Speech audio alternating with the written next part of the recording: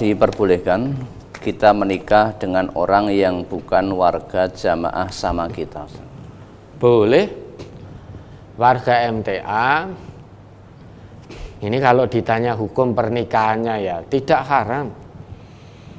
Boleh warga MTA menikah dengan yang bukan warga MTA, asal ya, sholat 5 waktunya tertib dan berfungsi. Itu secara hukum pernikahan secara syariat. Namun di majelis tafsir Al-Quran ini dianjurkan putra-putri warga MTA hendaknya menikah satu sama lain. Mengapa? Putra MTA kok dianjurkan untuk mendapat putri MTA, begitu pula sebaliknya. Untuk meminimalisir problematika rumah tangga yang bisa jadi sampai pada taraf perceraian hanya gara-gara perbedaan paham keagamaan. Ya, jangan sampai hanya gara-gara beda paham keagamaannya, yang satu meyakini kunut, yang satu tidak. Suami istri senantiasa ayal-ayalan gara-gara kunut. Mungkin suaminya meyakini kunut, istrinya tidak. Suami memaksakan istri untuk ikut kunut, istrinya juga memaksa suami untuk tidak kunut. Akhirnya ayal-ayalan. Gara-gara itu kemudian sampai perceraian. Maka biar itu tidak terjadi, untuk meminimalisir hal tersebut, ada anjuran dari majelis tafsir Al-Quran hendaknya semaksimalnya diusahakan putra MTA menikahi putri MTA. Itu untuk meminimalisir problematika rumah tangga. Sekarang kalau terjadi problem terus hanya gara-gara beda paham keagamaan, bagaimana mungkin tujuan dari pernikahan sakinah mawadah, itu sakinah ketenangan, mawadah rasa cinta warohmah, rasa kasih sayang bisa terwujud dalam rumah tangganya. Setiap hari ribut gara-gara beda pemahaman keagamaan. Nanti yang satu meyakini bahwa tradisi-tradisi, ritual-ritual itu disunahkan. Yang satu tidak meyakini itu. Lah kebetulan keluarga besarnya punya melakukan tradisi tersebut, istrinya diajak tidak mau karena meyakini ya, belum mengetahui ilmu tentang hal itu. Karena belum mengetahui, sebagai bentuk kehati-hatiannya maka tidak mendatangi. Nah, suaminya kalau istrinya tidak datang, suaminya malu dengan keluarga besarnya. Wis pokoke teko ning kono meneng, wis ora usah ngopo-ngopo. Istrinya meyakini, memahami, kalau saya datang di tempat itu, meskipun saya hanya diam, sependek ilmu yang baru saya ketahui, diam saya di situ itu menunjukkan saya selemah-lemah iman pun tidak punya. Nah, akhirnya timbul cekcok, yang suami malu dengan keluarga besarnya karena istri tidak datang, istrinya tidak mau datang karena meyakini ilmu yang dia ketahui bahwa hal tersebut sebagaimana yang sudah istri ketahui istrinya belum mengetahui ilmunya, maka tidak mendatangi, sehingga cekcok, ribut, cerai. Nah, untuk menghindari hal-hal yang demikian, maka ada anjuran di MTA, usahakan secara maksimal. Ini bukan berarti putra atau putri MTA haram loh ya menikah dengan umat Islam yang bukan warga MTA. Bukan itu.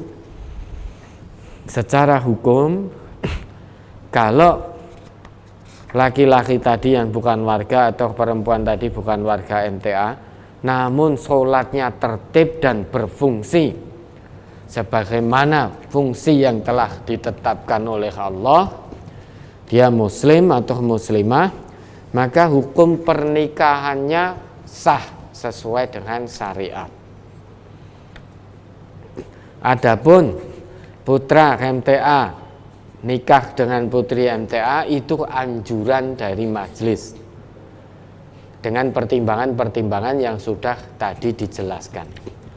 Di samping itu, saat ini tidak kita pungkiri putri MTA jumlahnya lebih banyak daripada laki-lakinya, bukan begitu Ustaz Ghazali? Ya. Putri MTA itu jumlahnya lebih banyak. Kalau sekarang putra MTA atau laki-laki warga MTA menikah dengan yang bukan warga, sedangkan putri MTA itu mematuhi nidom, hanya akan menikah dengan warga MTA biar sama pemahaman keagamaannya, ya.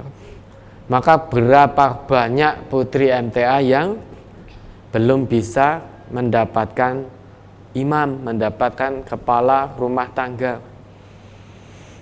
Wong andai kata putra MTA itu nikah dengan semuanya dengan putri MTA, sekarang fakta ya, membuktikan, misalkan ya, laki-laki warga MTA jumlahnya 30, putrinya itu sekarang ada 60 atau 70. Kalau yang laki-laki tadi sudah nikah semua dengan putri MTA, misalkan putrinya 70, masih sisa 40 putri ini. Terus solusinya bagaimana? Sebetulnya Quran sudah memberi isyarat kuat, memberikan solusi. Fankihu ma tobalakum minan nisa'i masna wal sulasa wa ruba, 2, 3 atau 4. Namun masih banyak laki-laki MTA yang tidak bisa adil. Fa'in khiftum fawahidah. Memang 2, 3, 4 itu solusi dari Quran, dengan syarat laki-lakinya bisa adil. Kalau tidak bisa adil, fawahidah, maka cukup 1. Jangan hanya gara-gara memenuhi hawa nafsu lantas menikahi 2, 3, 4. Padahal tidak bisa adil. Kalau tidak bisa adil berarti hanya menuhankan hawa nafsu. Kalau itu terjadi, khawatir tidak bisa adil, maka cukup 1. Sekalipun laki-lakinya itu bisa adil, tampaknya istri-istri kita itu perlu diedukasi, Ustaz, tarbiyah, pendidikan. Banyak yang belum siap. Hampir rata-rata istri-istri kita itu nggih monggo, sing penting ampun jenengan, kan gitu. Ya, terus bagaimana? Maka semaksimalnya ya. Kalau suami itu bisa adil, maka istri tidak berhak menghalangi. Tidak berhak menghalangi bukan berarti ditilap nih, tidak dikandani, diajak ngomong baik-baik. Karena istri kita juga manusia, punya hati, punya nurani. Jangan model tilap-tilap kayak begitu. Istri itu akan lebih siap kalau diajak ngomong dulu. Kalau tiba-tiba tahu di kemudian hari, oh iya itu sudah saya nikahi kok, kaget istri kita. Karena biar bagaimanapun para istri itu tercipta dari tulang rusuk yang bengkok. Dia kalau ngerti ujuk-ujuk maka akan bisa patah. Ya. Tiba-tiba nanti ngerti suaminya ternyata sudah punya istri lagi, patah nanti. Karena tulang rusuk yang bengkok. Beda ceritanya kalau diajak ngomong baik-baik. Ya, biasanya para suami yang sudah terjadi itu tidak ngajak ngomong, tetapi ngomongi. Ngomong itu contohnya begini. Lawang agama saja membolehkan kok. Saya mau nikah 2, 3, atau 4, apa urusanmu? Kamu istri melarangku, apa urusanmu? Wong agama saja, Quran saja membolehkan. Nah, itu namanya ngomongi. Ngomongi neng mung separuh, setengah-setengah. Memang membolehkan, tetapi syaratnya harus adil. Nah, harusnya begitu. Jangan hanya pinter ngomongi 2, 3, 4, apa urusanmu? Allah saja membolehkan, masa kamu melarang? Hanya cukup berhenti sampai di situ.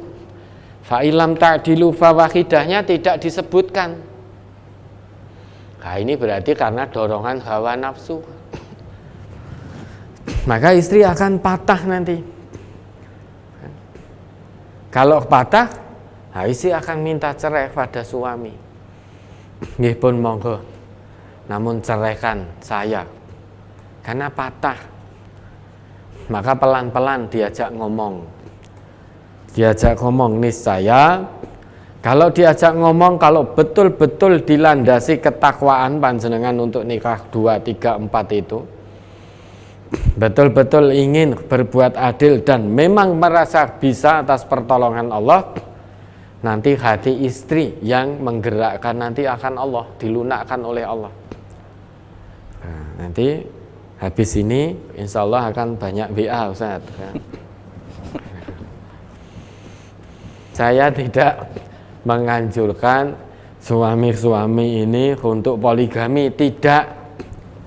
Hanya menjelaskan bahwa solusi Quran, kalau bisa adil para suami itu maka 2, 3, 4. Mengapa? Karena perempuan, jumlah perempuan di seluruh negeri yang ada di dunia ini, jumlah perempuan itu lebih banyak. Andai kata pemuda muslim menikah dengan semuanya dengan pemudi muslimah, niscaya masih tersisa pemudi muslimah yang belum mendapatkan suami. Suami muslim tentunya.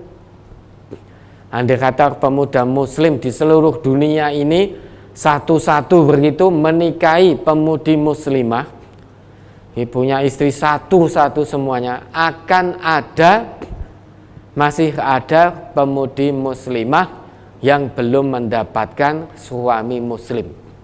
Karena jumlah populasinya lebih besar daripada laki-laki muslimnya. Ya, lihat saja di survei-survei di setiap penduduk negara manapun, jumlah perempuan lebih besar daripada jumlah laki-laki. Itu solusi Quran. Lah nanti kalau muslimahnya tidak mendapatkan suami muslim karena laki-laki muslim tadi sudah dapat istri muslimah satu-satu, lantas apakah pemudi muslimah tadi akan nikah dengan laki-laki kafir, laki-laki yang beda akidah? Tentu tidak. Haram hukumnya. Maka Quran jauh-jauh hari Allah sudah mengetahui itu, maka Quran sudah memberikan solusinya bagi yang bisa adil. Kalau tidak bisa adil, fawahidah, satu saja. Karena kalau tidak bisa adil, maka dia nikah 2, 3, 4 sudah barang tentu memperturutkan hawa nafsunya. Yang terjadi apa? Maka istri pertama, istri tua itu akan dikalahkan. Yang awalnya lembut dengan istri tuanya, istri pertamanya setelah nikah dengan istri yang kedua, ketiga, karena dorongan hawa nafsu tidak bisa berlaku adil, maka yang awalnya tutur katanya santun terhadap istri yang pertama tiba-tiba menjadi kasar. Oh, kok iki bojo kaya gombal. Ada enggak yang begitu? Suami, oh bojo kaya gombal. Wes ora usah rembukan. Kamu istri kaya gombal. Loh, ini kata-katanya kasar. Kata-katanya kasar sehingga merasa dirinya itu karena sebagai suami merasa lebih mulia di hadapan Allah daripada istrinya, lebih bertakwa. Sekarang lebih mulia dari mana? Wong tutur katanya aja kotor. Orang yang mulia di hadapan Allah, orang yang bertakwa di hadapan Allah, itu tandanya salah satunya tutur lesannya itu baik kepada siapapun. Man kana yu'minu billahi wal yaumil akhir falyakul khairan aw liyasmut. Barang siapa yang beriman kepada Allah dan hari akhir, hendaknya dia bertutur kata yang baik. Kalau tidak bisa diam.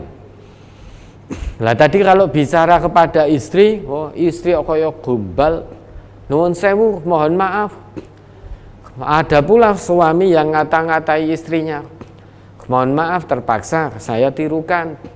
Lah utekmu ki ning endi? Nah, itu perkataan kotor di hadapan Allah. Masa iya suami yang seperti itu bertakwa di hadapan Allah padahal lisannya kotor kepada istrinya? Merasa lebih mulia, merasa lebih bertakwa karena terlahir sebagai laki-laki. Ar-rijal qawwamuna 'alan nisa. Tetapi lupa ada ayat yang mengatakan fala tuzakku anfusakum huwa a'lamu biman ittaqa. Tidak peduli apakah kamu laki, apakah perempuan, apakah kamu suami, apakah kamu istri, Allah tidak membeda-bedakan. Yang ada perbedaan di sisi Allah itu adalah siapa yang paling bertakwa di antara kalian.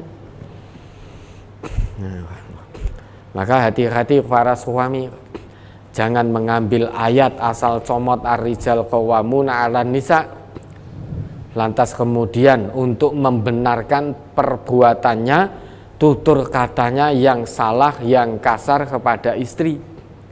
Itu berarti panjenengan sedang mendalilkan amal, mencari-cari dalil untuk membenarkan tindakan kasar panjenengan, tutur lesan panjenengan yang kasar kepada istri. Berarti sedang bermain-main dengan dalil panjenengan. Hati-hati. Ya, kita itu diperintahkan untuk mengamalkan dalil, bukan mendalilkan amal. Ya, itu kalau yang ditanyakan hukum pernikahan secara syariat, insya Allah sah halal selama muslim atau muslimah. Tandanya muslim muslimah berarti mendirikan sholat 5 waktu secara konsisten, istiqomah, tertib dan berfungsi sholatnya sebagaimana yang Allah tetapkan.